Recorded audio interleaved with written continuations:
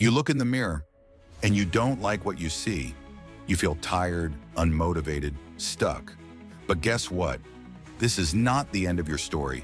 Every extra bite, every skipped workout, every "I'll start tomorrow," it all adds up. But so does every good choice. And today, you make a choice to change. Losing weight isn't about shortcuts. It's about discipline, small, consistent actions, and a mindset that refuses to quit. Day one will be tough. You'll sweat, you'll want to quit, but the real difference between success and failure? It's showing up even when it's hard. Your body is a reflection of your habits. Change the habits and you change your body. One day you'll wake up, look in the mirror, and you'll see the person you always wanted to be. This is your journey, your transformation, your victory. So stop waiting and start moving.